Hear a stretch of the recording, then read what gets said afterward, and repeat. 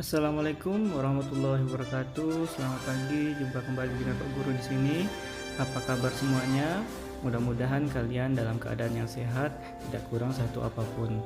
Nah, hari ini kita akan lanjutkan lagi pembelajaran kita pada tema 2, subtema 1, pembelajaran 1. Untuk itu, persiapkan diri kalian dan jangan lupa sebelum belajar seperti biasanya kita berdoa terlebih dahulu.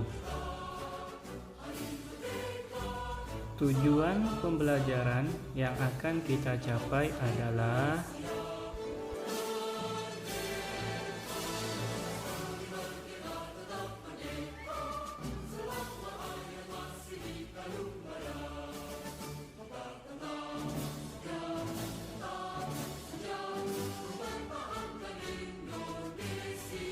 proklamasi kemerdekaan menjadi tonggak sejarah bagi perjuangan bangsa Indonesia.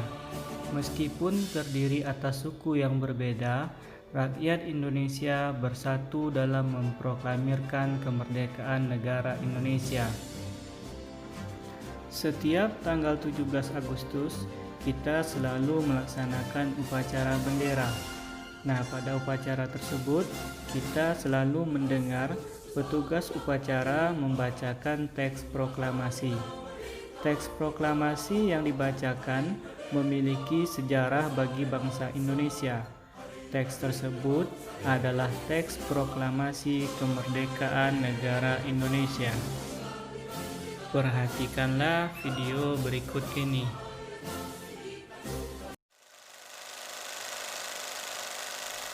Proklamasi. Kami, bangsa Indonesia, dengan ini menyatakan kemerdekaan Indonesia. Hal-hal yang mengenai pemindahan kekuasaan dan lain-lain diselenggarakan dengan cara saksama dan dalam tempo yang sesingkat-singkatnya. Jakarta, 17 Agustus 1945, atas nama bangsa Indonesia, Soekarno-Hatta.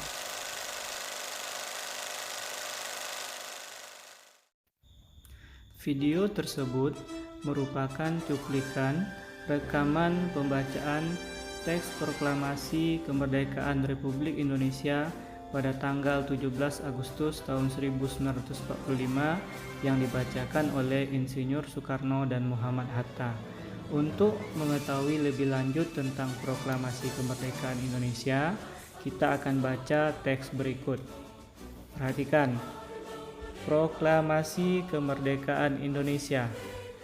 Proklamasi kemerdekaan yang dilakukan tanggal 17 Agustus tahun 1945 menjadi peristiwa penting bagi bangsa Indonesia. Peristiwa tersebut menjadi tonggak sejarah di mana bangsa Indonesia berhak atas kemerdekaan dan wajib mempertahankannya.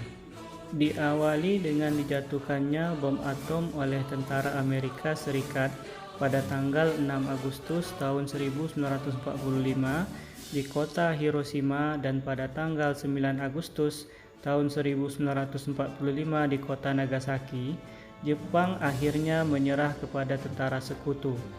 Peristiwa ini dijadikan kesempatan oleh bangsa Indonesia untuk segera membebaskan diri dari penjajahan bangsa Jepang.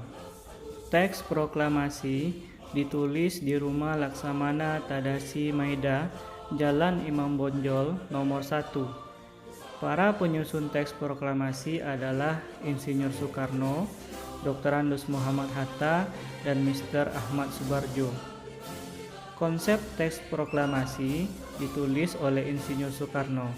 Saat itu hadir pula B.M. Dia, Sayuti Melik, Soekarni, dan Sudiro. Soekarni mengusulkan agar yang menandatangani teks proklamasi itu adalah Insinyur Soekarno dan Dr. Andes Muhammad Hatta atas nama bangsa Indonesia. Teks proklamasi diketik oleh Sayuti Melik. Pagi harinya, 17 Agustus 1945 di kediaman Soekarno, Jalan Pegangsaan Timur nomor 56, telah hadir antara lain Suwiryo, Wilopo, Gafar Pringgodito, Tabrani, dan Trimurti. Acara dimulai pada pukul 10 dengan pembacaan proklamasi oleh Soekarno dan disambung pidato singkat tanpa teks. Kemudian bendera merah putih yang telah dijahit oleh Ibu Fatmawati dikibarkan. Setelah kalian membaca teks tersebut, selanjutnya kita akan mencoba membuat peta pikiran berdasarkan teks tadi. Nah, untuk membuat peta pikiran, kita memanfaatkan kata tanya. Nah, kata tanya yang kita manfaatkan itu adalah kata tanya apa, mengapa, siapa, bagaimana, kapan, dan di mana. Nah, cara mudah untuk mengingatnya adalah dengan singkatan adik Simba.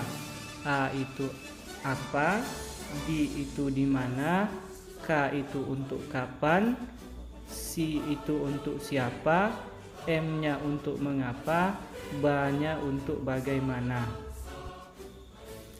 Kata tanya apa kita gunakan untuk menanyakan benda.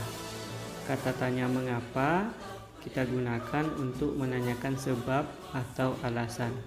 Kemudian kata tanya siapa kita gunakan untuk menanyakan orang.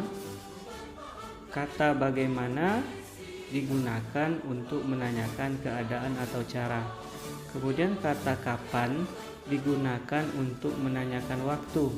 Dan yang terakhir, kata di mana digunakan untuk menanyakan tempat. Dari kata tanya yang ada tersebut, kita akan mencoba membuat kalimat tanyanya. Nah, di sini Bapak akan memberikan contoh, yaitu dengan kata tanya kapan. Nah, contoh kalimat tanya yang bisa kita buat adalah kapan proklamasi kemerdekaan Indonesia dilakukan? Nah, jawabannya proklamasi kemerdekaan Indonesia dilakukan tanggal 17 Agustus tahun 1945. Nah, jawabannya itu kita masukkan ke kolom kata tanya kapan tersebut. Nah, begitu juga untuk yang lain. Nah, untuk kata tanya yang lain, Bapak minta kalian yang akan mengisinya. Nah, setelah kalian isi semuanya, tugas kalian selanjutnya adalah mengembangkan informasi yang kalian peroleh dari peta pikiran tadi menjadi sebuah tulisan, ya, dengan menggunakan kata-katamu sendiri. Tahukah kamu bahwa proklamasi kemerdekaan memiliki makna yang sangat penting bagi bangsa Indonesia? Yang pertama, sebagai puncak perjuangan Indonesia. Bangsa Indonesia telah dijajah selama bertahun-tahun oleh negara-negara Eropa sampai Jepang. Penduduk dengan latar belakang yang berbeda bersatu untuk melawan penjajah. Proklamasi kemerdekaan merupakan hasil dari perjuangan para pahlawan. Kedua, pengakuan kepada dunia luar. Dengan membacakan teks proklamasi, Indonesia mengumumkan kepada dunia luar bahwa Indonesia adalah negara yang merdeka.